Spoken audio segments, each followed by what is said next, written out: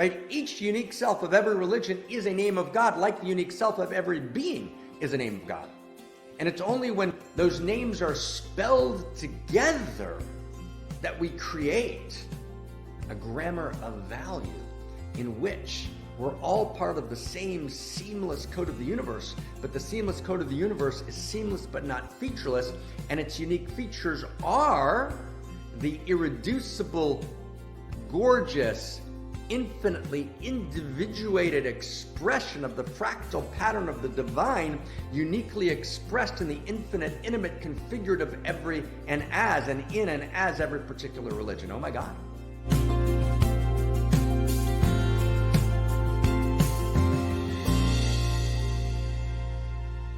And welcome everyone. And every word that Christina is talking in this recapitulation is validated by the leading edge insights of pre-modern, modern, and postmodernity woven into a new language of second simplicity. But be clear, when we say something like outrageous love, we don't mean a casual slogan. We mean an understanding about the phenomenological nature of reality, meaning the real nature of reality, which is a reality that's animated by Eros. Eros, the experience of radical aliveness that seeks, desires ever deeper contact and moves towards ever greater wholes, ever wider and deeper wholeness. That Eros animates the four forces of physical reality. That Eros moves separate parts into becoming larger wholes. That Eros animates your body, my body, in this very moment as 37.2 trillion cells are in constant communication with each other and a non-local awareness of each other's depth and purpose and vision. And all of those cells can actually feel each other, and in some profound biological sense, they recognize each other. That's happening, that Eros that holds and moves everything. When undifferentiated cells differentiate in the process of embryogenesis, and they each move towards a particular telos, a particular vector, and form a particular organ, transforming as they go in ways that are unimaginably beautiful, unimaginably complex, unimaginably wise, that all of our exponentialized supercomputers couldn't even begin to replicate. What does that mean? Eros, the love intelligence and love beauty and love desire of reality that lives in every muon, in every hadron, and every lepton, that lives in protons and neutrons and electrons, that lives in atoms, that lives in molecules and macromolecules, that lives in cells and multicellular and tissue structures up into organelles and organisms. And that's the nature of reality, and that Eros is not the ordinary love that we talk about between human beings who all too often reduce love to an egocentric strategy, but actually the love that moves the sun and other stars, how Dante described it, the love that's the heart of existence itself, the love that is the motivational architecture of each and every one of us and the motivational architecture of cosmos itself. So when we say outrageous love, it's not a byword, it's not a slogan, right? It's not some unreal fantasy. No, the illusion that we live as skin-encapsulated egos in rivalrous conflict governed by win-lose metrics, right? Trying to somehow soothe our unresolved trauma, right? In aggressive forms of all kinds that actually prevent us coming together as a global community and engaging existential risk, right? That's an illusion, right? That's based on, right, a fantasy a traumatized fantasy of what it means to be a human being, which is both unscientific in terms of the exterior sciences and unscientific in terms of the interior sciences. So outrageous love is not a fantasy. Outrageous love is reality. It's more real, right, than anything we could possibly know. And so we come together here in one mountain, we set our intention. And our intention is to, as a band of outrageous lovers, in intimate communion with each other and with all of reality, right? We are here to become Homo Amor. And Homo Amor is the fulfillment of Homo sapien. We're here to become the new human who's alive, who's omniconsiderate for the sake of the whole, right? The new human who is radically feeling, who can feel unimaginably, and who can think gorgeously and clearly, and who can do sense making, and who can create uniquely and in dazzling ways, right? The human being who knows that she has a song to sing and a poem to write, in a way of laughing, living, and being and becoming in reality that's desired and needed by all that is, and that knowing, that gnosis, is the birthright of every human being. And that we come together in unique self symphony to address the unique invitation of reality in this moment, to address the unique needs in our unique circles of intimacy and influence. And we move towards a planetary awakening in love. We foster a culture of Eros, right? A planetary awakening in love through unique self symphonies, in which each of us is playing our own gorgeous, unique instrument, and within which each people, each religion, each form of knowing, of gnosis, each discipline in the academy, each play their unique self-instrument in the symphony, not as a form of contrived identity, which then darkens, obfuscate, ignores all the other instruments, but in deep resonance with all of the instruments. And what emerges is the sound of music, right? The gorgeous music, which is the mathematics of intimacy that governs cosmos, all the way down and all the way up the evolutionary chain. That's why we're here, for that revolution. We understand that it's not just it doesn't need to go that way. We're actually poised not just before dystopia, we're poised before utopia. We have the capacity to create heaven on earth. We have the capacity to create a world of unimaginable beauty, the world that we all know is possible. So we're here to stand for that. We're here to do that together. We're here to activate that possibility. This is our Renaissance moment, but it's far more intense than the Renaissance, because this is a moment in which we have exponential capacities for self-annihilation. And so let's come together. Let's come together not in fear, or not in a kind of doomer sense of resignation, but with the hope that's born of a memory of the future that lives in us, as us, and through us. And we know that we're not alone. And that is the last sentence in our intention setting today. We know we're not alone. We're not alone in cosmos. We are personal expressions of the love intelligence of the entire field. And that love intelligence is not a person sitting someplace, it's personhood exponentialized. There is a God, and God is the infinite intimate. And as we move towards the construction, not just of a world spirituality, but of a world religion which is not dominating, a world religion in which there's room for everyone, a world religion which is committed to manifesting a world that works for everyone, a world religion that's a context for our diversity. There'll be Christianity, and there'll be Islam, and there'll be the forms of Buddhism, and there'll be Judaism, and there'll be Confucianism, and there'll be indigenous Aboriginal paths, right? All of the instruments of the symphony remain, but we realize that we're all part of something that's greater than the sum of the individuated parts.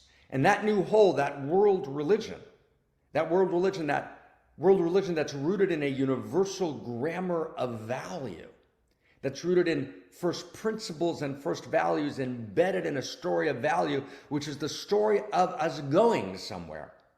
There are plot lines to the universe story. And when we say the universe is a story, we're not engaging in a fanciful conjecture. The nature of reality is narrative. There's a narrative arc to reality. It's going somewhere. We move from mud to Mozart. We move from bacteria to Bach. We move from quarks to culture, not accidentally, but actually filled with contingency, filled with surprise, filled with spontaneity, but within an overarching arc of non-randomness, and that non-randomness is the Eros itself that drives reality, that manifests as the good, the true, and the beautiful, that manifests as value, seeking, desiring. The appetition of cosmos, in Whitehead's phrase, right? Seeking, desiring ever more value. That's who we are. We are unique incarnations of cosmic value, not as a fantasy, but as the most fantastic reality that you can possibly imagine. What a delight to be here and to be weaving and participating together in evolving the very source code of reality itself. Oh my God, welcome everyone. And David, read the code, right? And resonate this code if you can, like even 2 or 3 times. So everyone, it's a very critical code that we're doing today. And David, your resonance and your voice and your uniqueness and your value, right, lights it up as it lights me up, right? Resonate the code for us. Let's listen to it kind of 2 or 3 times carefully. And we're going to try and make this real. This is a key moment. Here we go. So every religion has a unique self. This is the code. The unique self of a religion is the intimate quality of meaning and meeting between the infinite and the finite that is particular to that religion. That unique quality of intimacy is irreducible and utterly needed in the great unique self symphony of spirit. The rituals of a religion are not merely the surface structures of a religion, but rather the unique, intimate expressions of that religion's erotic embrace of divinity. One more time. Every religion has a unique self. The unique self of a religion is the intimate quality of meaning and meeting between the infinite and the finite that is particular of that religion. That unique quality of intimacy is irreducible and utterly needed in the great unique self symphony of spirit. The rituals of a religion are not the surface structures of a religion, but rather the unique, intimate expression of that religion's erotic embrace of divinity. Here it is one last time.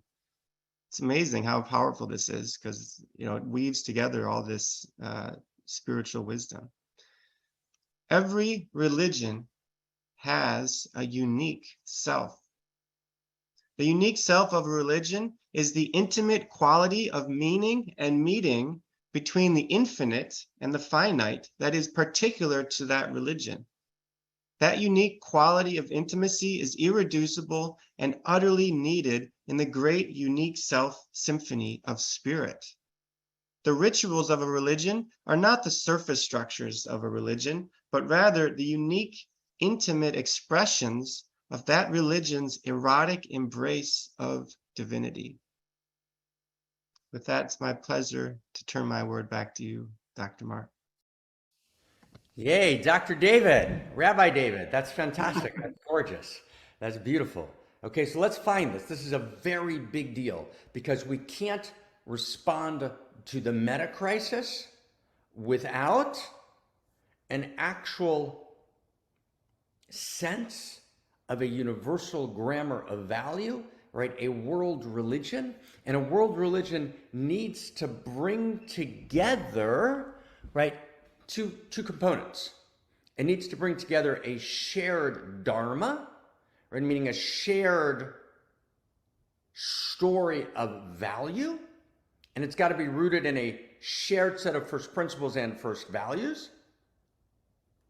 But in that dharma, every religion is going to have its unique contribution, its unique voice. And its unique voice, and this is very, very important, this is one of the things that the perennial philosophy got wrong. And it was a critical mistake. And it's one of the reasons it didn't work. And the perennial philosophy is a very important dimension of reality, right? It's philosophy of perennius, Leibniz called it.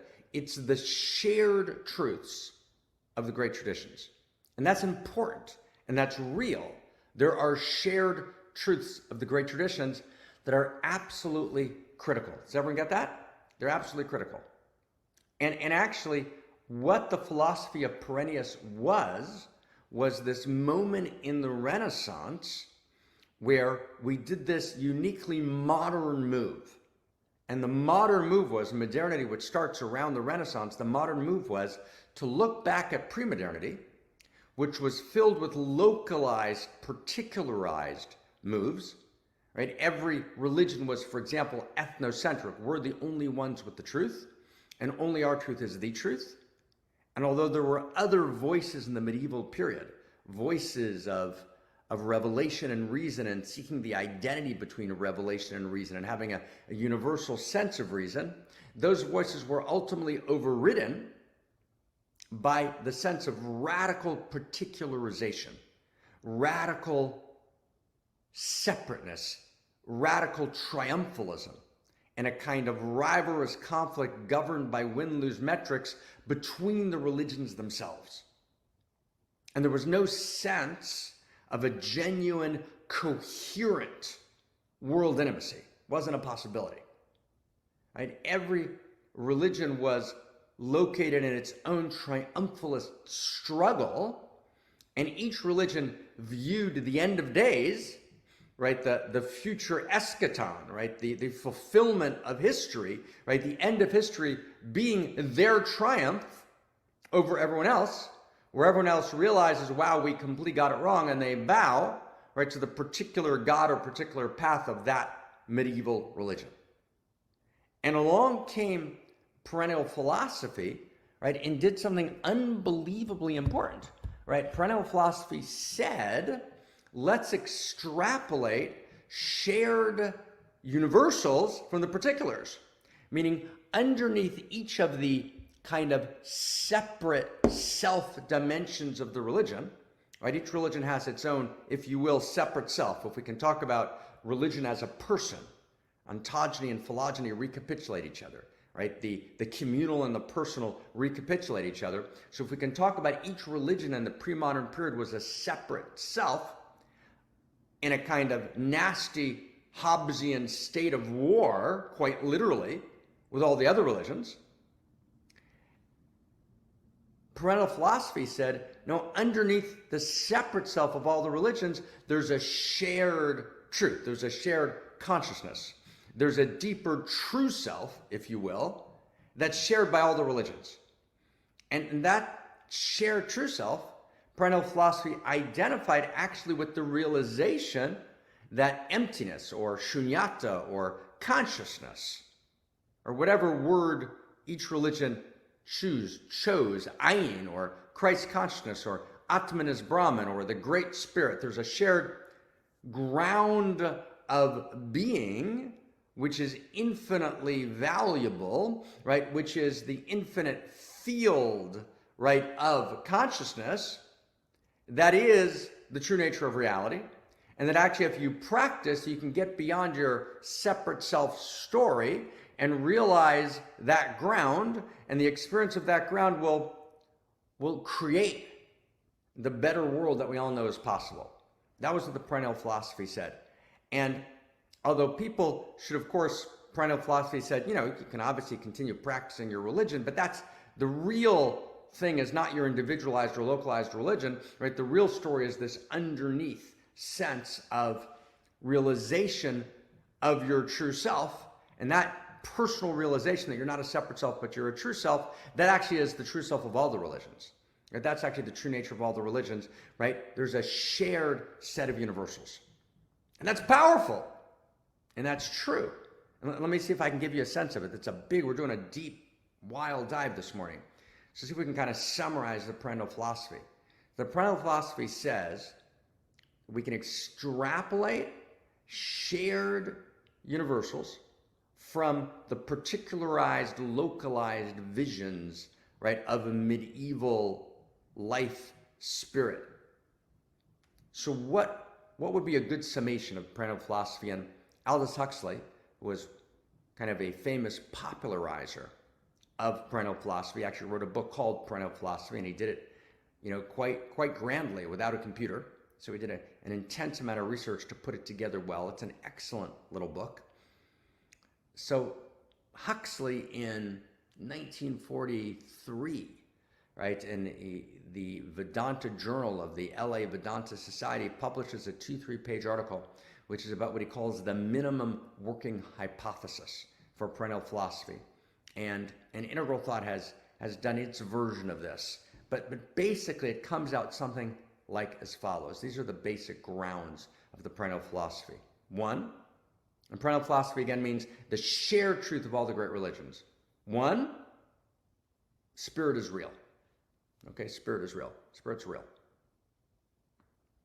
And I would reconfigure that and say not spirit is real, and we're doing that work. We're kind of redefining and rewriting and redrawing perennialism. I'd say value is real. But spirit is real, value is real, however you want to tell that story, right? Interiors are real, right? Spirit is real. It's not a social contrivance. Spirit is real. One. Two, to access the reality of spirit, you go inside, right? That's two. You go inside. And the way you go inside is you practice, right? You do something, right? An experiment, right? You do an action, an experiment that yields a result. And that might be, you might be a whirling dervish, and it might be certain forms of ecstatic prayer, or it might be contemplative prayer, or it might be zazen meditation in Zen Buddhism, or it might be certain kinds of aboriginal practices. But you do a practice that takes you inside.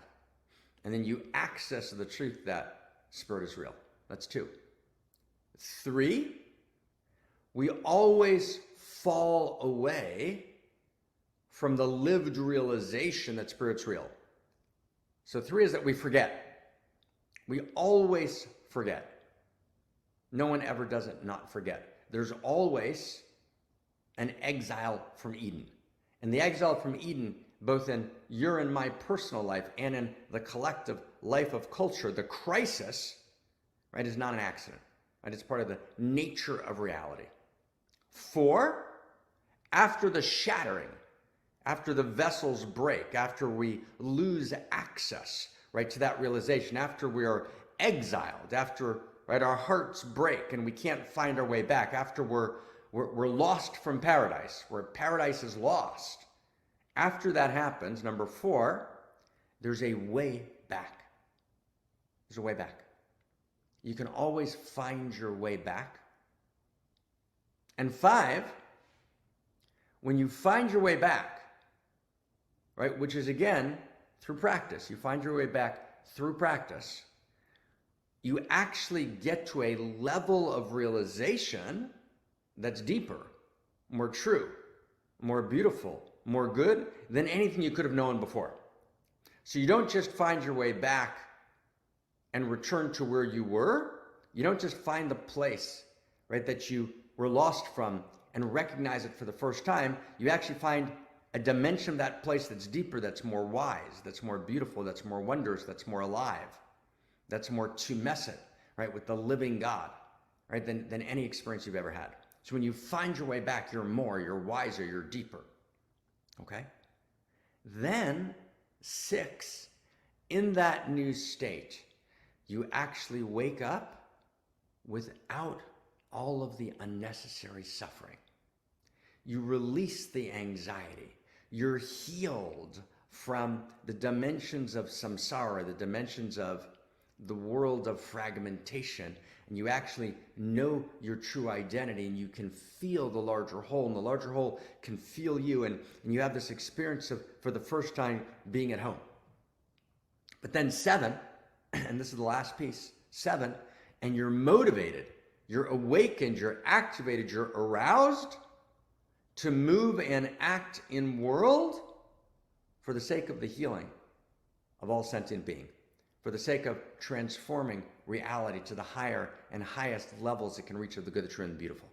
So that experience actually awakens you and moves you, right, to action. You become an activist. You become, right, the ontology that moves in you, meaning the realization of the real that moves in you transforms you into an ontological activist. You move for the sake of the healing and transformation, what Lurianic Kabbalah called the tikkun, right? The fixing, the rectification, right? The evolution, because the word tikkun, T-I-K-K-U-N, actually, if you look at it carefully philologically in the early Aramaic texts that use it in the 13th century, tikkun means not quite fixing, it means evolution. So you actually participate in the evolution of the whole thing.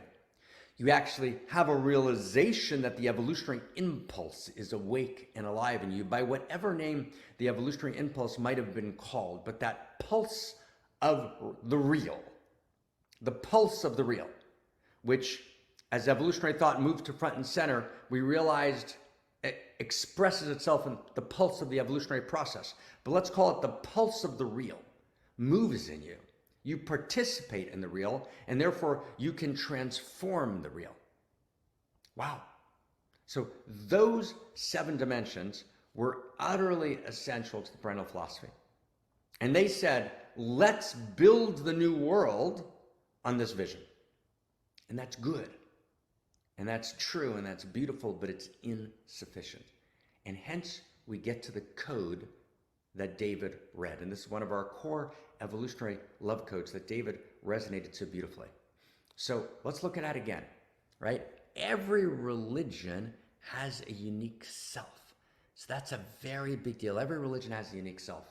And the unique self of religion is the intimate quality of meaning and meeting between the infinite and the finite that is particular to that religion. And that unique quality of intimacy is irreducible and utterly needed in the great unique self symphony of spirit. And the rituals of a religion are not the surface structures of a religion, but rather the unique immanent expressions of that religion's eros, right? Erotic, intimate embrace of infinite divinity. Okay, that's a very big deal. So let's see if we can get this, because we're laying down the tracks now. Does everyone get how important this is? Right? We're laying down essential tracks here, right? And the perennial philosophy didn't work because it didn't get this, right, friends? Right, dear friends, right? It didn't get this. The perennial philosophy said, you don't need the religions anymore. It said that, you need perhaps the esoteric core of each religion that knows these 7 principles that I just articulated. And I just articulated a vision of, right, a particular summation, right, of the perennial philosophy. And I drew part of it from Huxley's minimum working hypothesis, 1 or 2 pieces from integral thought, but really it's much broader. It's neither integral thought nor Huxley, right? It's actually, right, a new synergy and in a new list of 7 that I've never been privileged to share before. So I'm delighted to share it, right? Those 7, right, those are the 7, right, when you integrate, right, the best understandings perennially, right, of the great traditions, you get to those 7. So that's a contemporary recasting, right, of perennial philosophy, and yet it's insufficient. And there was a version of it in the 16th century and a version of it in the 20th century, right? Slightly different, but basically it's insufficient. It's insufficient because what perennial philosophy claimed, and this exists in the writings of almost every great perennialist, from Fritz of Schuhan, right, to Huxley, right, to 1,000 other writers. What they basically thought was that the rituals of religion were surface structures.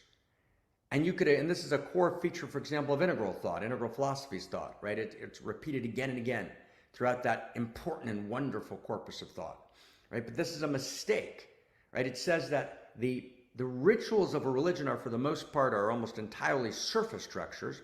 You can let go of the rituals of the religion, and you need to embrace their esoteric core, which is this realization of emptiness, right? The emptiness meaning the shunyata, the ground of being, the living ground of being, which is our true self that lives underneath our story.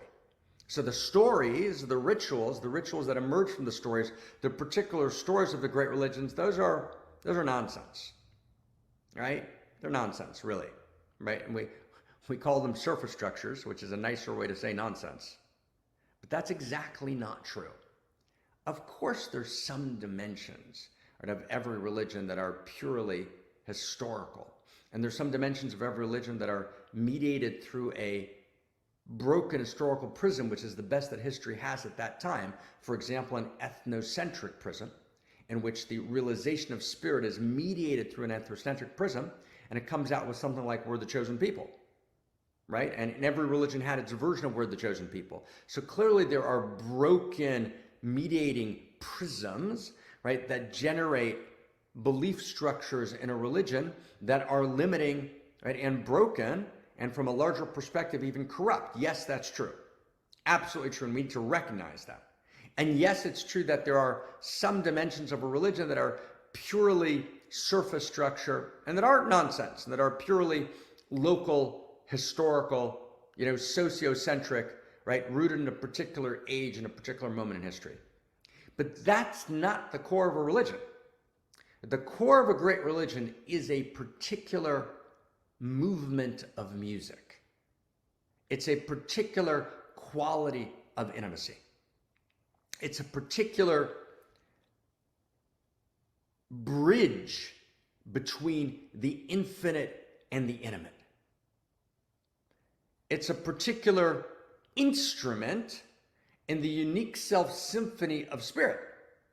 So just like an individual has not only a separate self, which is their nonsense story, their surface structure story, an individual has a true self, meaning they're one with the field of consciousness, one with the field of desire and consciousness. That's true self.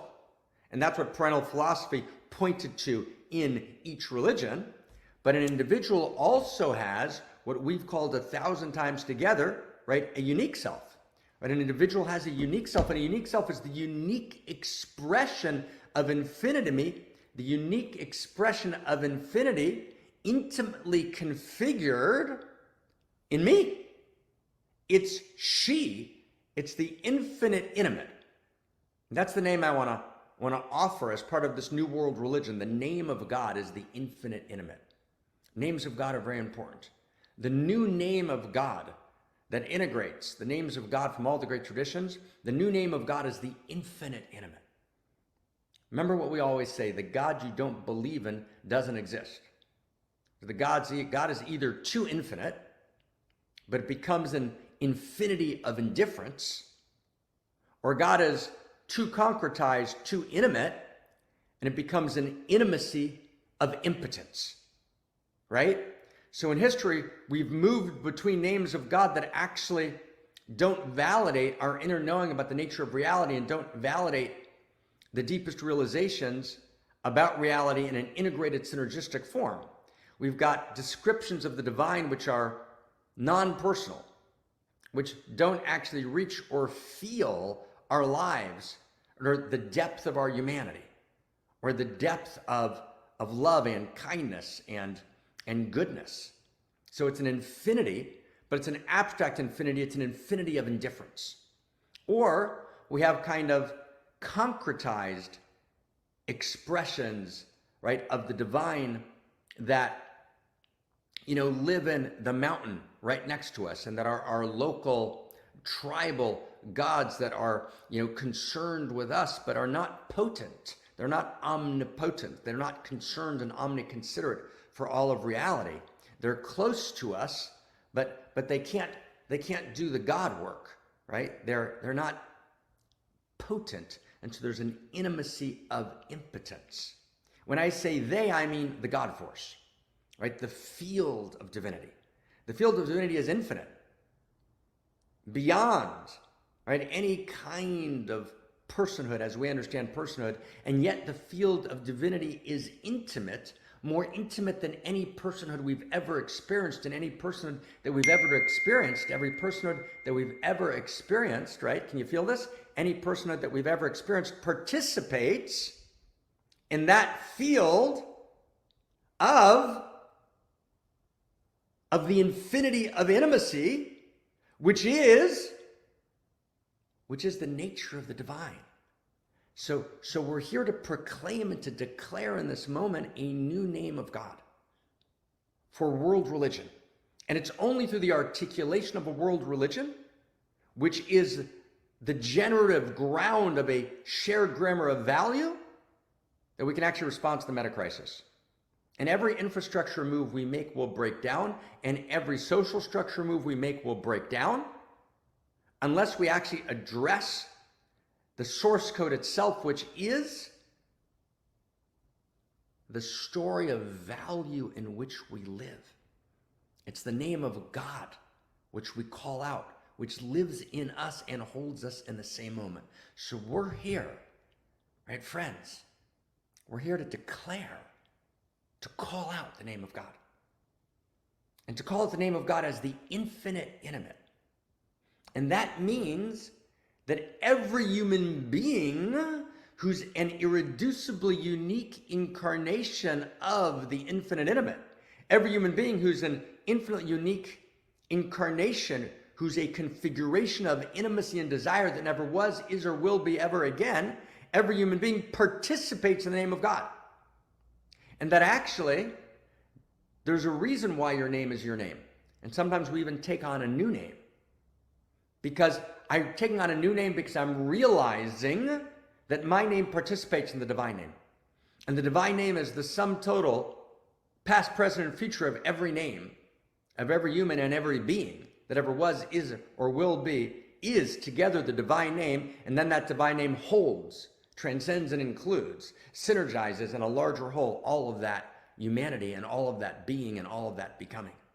And so every human being's unique self is the name of God, which is why in moments of orgasm, which is or mugzam in the original Hebrew, right? The extreme light, when I can see clearly, right? You can see clearly now. And I look at my beloved and I say, yes! And I call her name or I call his name. Then I scream out in every language, oh God. Why? Because in that moment of intensified light, and orgasm in original Hebrew alludes to the word or mugzam, intensified light.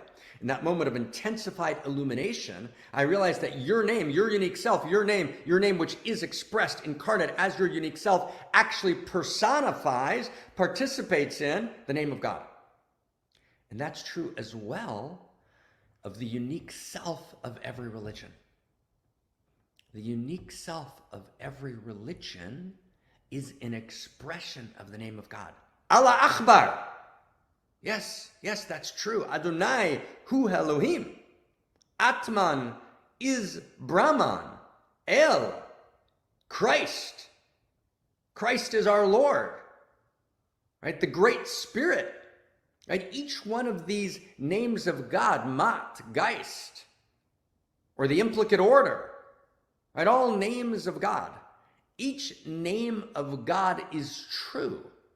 Each religion actually is not lost in some kind of demented, pre-modern, infantilized primitivity, right? As so many modern and postmodern scholars would have us believe. But actually, the core of every religion isn't just its realization of emptiness. It's its intimate play. It's the intimate structure of ritual and practice. And unless we realize that and honor that, we'll never be able to create a world religion. A world religion that doesn't recognize the intimate, infinite beauty of the unique self, right, of every religion, and then invite those religions to, as themselves, in their uniquely configured pattern of the infinite intimate, to participate and play their instruments in the Unique Self Symphony. And if that doesn't happen, there's no world religion, there's no Unique Self Symphony, there's no moving beyond division. There's no moving beyond the intense divisiveness, the Secretary General of the UN just gave a fantastic speech in which he said, we've lost the capacity for collective action, both in our official bodies and in our extra officio bodies like the G20. He said that actually geopolitical divides, what we call here in One Mountain, we call it rivalrous conflict governed by win-lose metrics. He called it geopolitical divides, prevent collective action. We've been saying that here for a decade, that actually if I don't have global coordination, I can't actually address global challenges. And since every existential risk is a global challenge, I need global coordination. But we've said that you can't have global coordination unless you have global coherence. And you can't have global coherence unless you have global resonance. And resonance is resonance between notes of music, unique, intimate notes in the Unique Self Symphony. And I can't have global resonance unless I have a global intimacy. And I can't have global intimacy unless I have a shared story of value. But now here's the thing, we're going to add something to this. But a shared story of value is not one which homogenizes all differences. It's not one only which realizes that which unites us is greater than that which divides us. That's just the first part of the story. That's true. There's a shared story of value. There's a universal grammar of value. But in that universal grammar of value, there are individual unique chapters and whole books, right, that are actually the unique expression of the infinite intimate in a particular religion, in a particular way, in a particular path, which is holding a name of God, right? Each unique self of every religion is a name of God, like the unique self of every being is a name of God. And it's only when those names are spelled together that we create a grammar of value in which we're all part of the same seamless code of the universe, but the seamless code of the universe is seamless but not featureless, and its unique features are the irreducible, gorgeous, infinitely individuated expression of the fractal pattern of the divine, uniquely expressed in the infinite, intimate, configured of every and in and as every particular religion. Oh my God. Wow. Wow. It's like, wow. It's like, wow. Right? We just evolved the source code. Does everyone get that? We just evolved the source code right now. It just happened right here. Right? So it's not that the religions are just surface structures. Right? And we need the depth structures. No. Every religion has its dharma, which is unique, and it has its yoga, which is unique. Every religion has its Torah, its dharma, and its mitzvah, its practice. Every religion has its first principles and first values, and every religion has its first practices. So there are first principles and first values on the one hand, and there are first practices on the other hand. And this is the reason we made a decision, right, to actually evolve the name of the center, right? And we have to evolve. Our name has to always get richer and deeper. We don't want to stay ossified in our original name. We want to be loyal to our original name and then grow. So we began, right, in 2009 as the Center for World Spirituality. And then we wanted to include wisdom, right? And spirituality seemed too narrow for us, and we wanted to include, right, the great integral map. So we called it, the Center for Integral Wisdom. And I founded the center together with Sally Kempton and Ken Wilber. We called it the Center for Integral Wisdom, and now we're evolving it, right? Transcending and including and transcending, and we're actually renaming the center as the Center for World Philosophy and Religion, which includes, right, all of integral wisdom and all of world spirituality, but we need religion back on the table. We can't just say spirituality. We need the binding character of religion. We can't just, when I hear that, people say, wow, we're making up new rituals, right? Someone was just at the house recently, well, I'm making up all these fantastic new rituals. That's beautiful.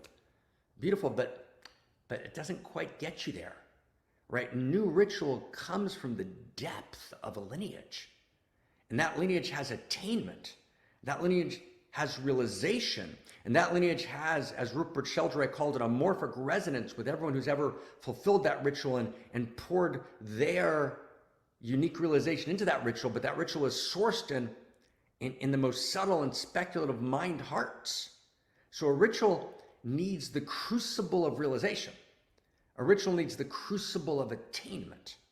And so whenever we create a new ritual, right, that's not just this kind of, modern, liberal Protestant or New Age, or New Age Buddhist or whatever it is, Jewish practice. Ritual has to come out of the depth of our attainment. You have to hear she whispering in your heart mind before you create a new ritual. We have to create a new ritual carefully. And that new ritual has to be that which binds us. A new ritual can't be, hey, I'm going to do it today. I don't really feel up to it. I guess I'm not going to do it for a few weeks. No. A new ritual, right? You lay your life down for it, right? It creates you, it molds you, it forms you, even as you form it. And so we need a shared language, a shared grammar of value. We also need shared rituals, right? We need shared universal rituals that bind us, right, in a global intimacy, because the root, right, of existential and catastrophic risk is not simply rivalrous conflict governed by win-lose metrics that then generates complicated and fragile systems. That's part one. But the underlying root, which generates both of those two generator functions of existential risk, the underlying is global intimacy disorder. And global intimacy disorder is rooted in no shared story of value. And a shared story of value needs to include value and practice, dharma and yoga, realization and ritual, Torah and mitzvah, right? First principle and first practice. That's what we're here to do. That's what we're here to do. I can think of no more noble task. I can think of no more daunting task, right? And wow. So what I want to do is I want to model this next week with your permission. Okay, everybody, with your permission? I want to try and model this next week. So what we're going to do next week is we're going to come together and we're going to do this several times during the year. This will be kind of a leitmotif this year, running through. So what we're going to do is we're going to take and we're going to do this around Christmas and Easter, and we're going to do it at particular moments in the Hindu pantheon and unfolding, and we're going to do it in moments in the Islamic unfolding. But next week we're going to focus particularly on Hebrew wisdom, because it's that time of year. Right? We live the calendar and the calendar lives us, and we're going to focus on these two lineage structures called Rosh Hashanah and Yom Kippur. Now, it doesn't matter whether you're Jewish or not. And it's not about that. It's not right? Just like it's not going to matter whether you were born Christian for our Christmas conversation or whether you were born Hindu for our Kashmir Shaivite conversation, or you were born in an Islamic country for our Sufi or classical Islam conversation. And this is about what's the unique contribution? How do you actually extrapolate? How do you actually feel into, listen into this unique teaching from the unique self-instrument of a particular tradition and place its instrument inside of the Unique Self Symphony and begin to play it as part of your life? That's what we're going to do next week. We're going to model that. And the particular topic for next week will be, and I want to make sure we're not, okay, we're at 2:02. I want to make sure, right, the particular topic is going to be tears, the instrument of tears, of crying. And we're going to talk about 4 kinds of tears and the path of tears and the voice of tears and the language of tears, which, as we will see, is a unique instrument in the ritual and dharma of Hebrew practice that we want to place at the center, right, of Unique Self Symphony. Oh my God, right? So what a code, David. What a gorgeous code. What a gorgeous, gorgeous code. Wow.